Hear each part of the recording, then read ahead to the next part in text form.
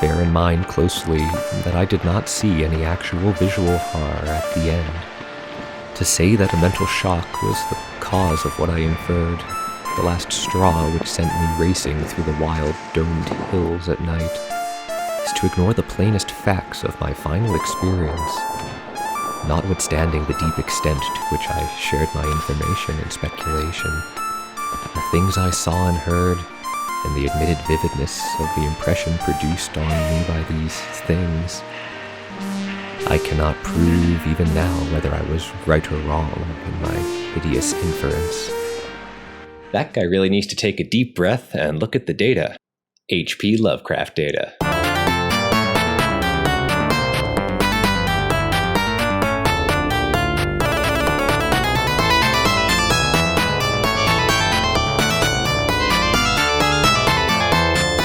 Howard Philip Lovecraft is a titan of horror literature. Specifically, he is known for the genre of cosmic horror, full of indescribable beings and existential dread.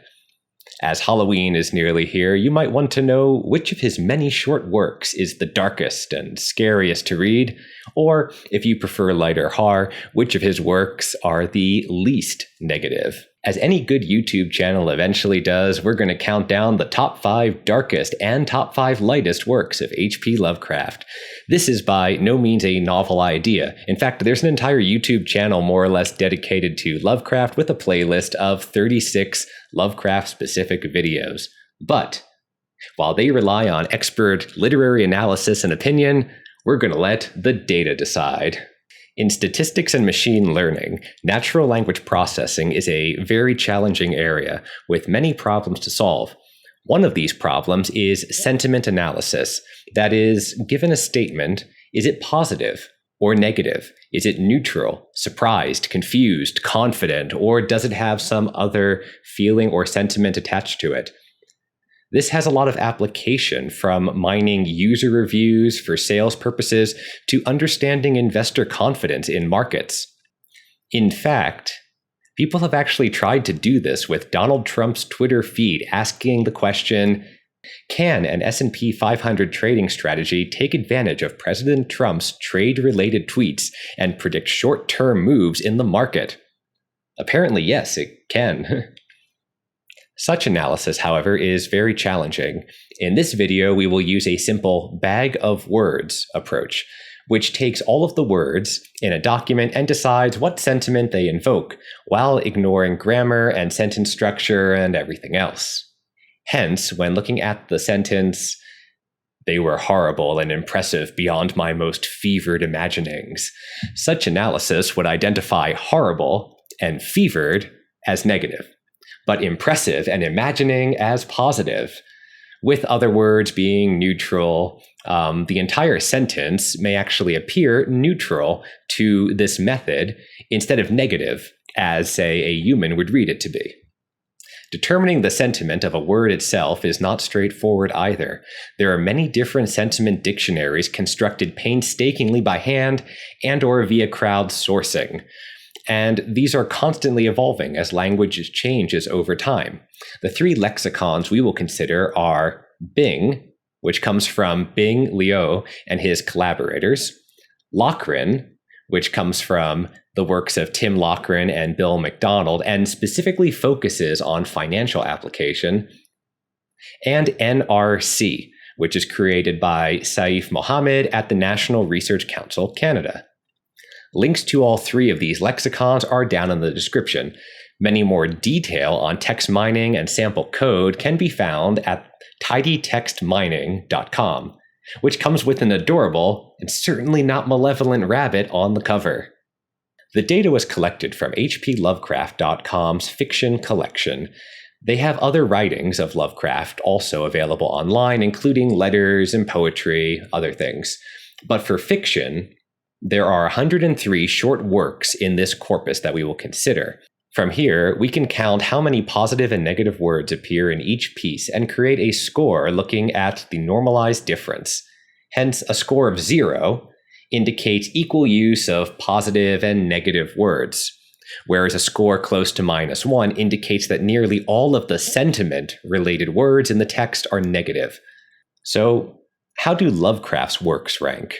Using the Bing lexicon, the top 5 most negative works are The Statement of Randolph Carter, The Thing in the Moonlight, Memory, What the Moon Brings, and the darkest work of them all, Nyarlathotep. The top 5 most positive works are Ex Oblivion, The Quest of Iranan, The Battle That Ended the Century, I Bid, and Lovecraft's happiest work based on this specific analysis, The White Ship. But we have other models or other lexicons to consider. Under the Lochran lexicon, we have a 4-way tie for most negative among Memory, What the Moon Brings, The Secret Cave, or John Lee's adventure, and The Slaying of the Monster, with Nyarlathotep and The Mystery of the Graveyard tied for 5th place. And for the most positive based on this lexicon, we have Dagon, Ashes, The White Ship, again, The Quest of Iranan, and the very cheery sounding The Doom That Came to Sarnath, taking the top spot. Hey, it's what the data wants. Lastly, under the NRC lexicon, we have The Hound, Nyarlathotep, What the Moon Brings, The Thing in the Moonlight, and Memory for the most negative. And The Quest of Iranan, Sweet Ermengarde, The Little Glass Bottle, Celiphae, and once again, The White Ship for most positive.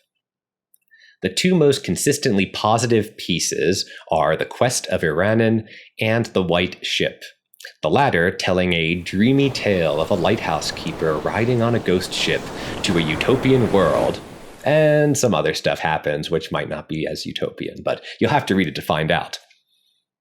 The 3 most consistently negative pieces are Nyarlathotep, Memory, and What the Moon Brings. Nyarlathotep tells the tale of a world in disarray and the emergence of the titular figure as a prophet/antichrist character. General tension was horrible, a season of political and social upheaval, whispered warnings and prophecies. The autumn heat lingered fearsomely. Good thing that's just fiction from 100 years ago and not actually happening now. There is your Lovecraftian reading list, but before we're done, we can take one more look at the Lochran lexicon specifically. As its focus is financial applications, it doesn't just have demarcations for positive and negative words, but it also indicates if the language is, say, litigious, constraining, superfluous, or if the language indicates uncertainty. And uncertainty is quite terrifying, both in financial markets and in cosmic horror literature. I saw the dim outline of the corridor and the cases, revealed by some unknown subterranean phosphorescence. When we revisit the most negative Lovecraftian works, we find that only one also ranks high for uncertainty, and that is Memory. I'd particularly recommend Memory, which is only a 2-minute read and probably won't even scare you until many hours later when you are filled with existential dread over the insignificance of your life and all of mankind. Fun bonus fact, the top 5 most used words by H.P. Lovecraft after removing all the boring ones like of and the are heard, night, strange, found, and the number 1 spot goes to time. In summary, we can use sentiment analysis to quickly analyze a corpus of literary works like those of H.P. Lovecraft. The analysis presented here is statistically quite basic, but it does give some insight into the works of H.P. Lovecraft. We can even use these tools to compare authors, such as those that came later, expanding on his works. But to do that, we're going to have to mine some more text and take another look at the data. And remember, no new horror can be more terrible than the daily torture of the commonplace.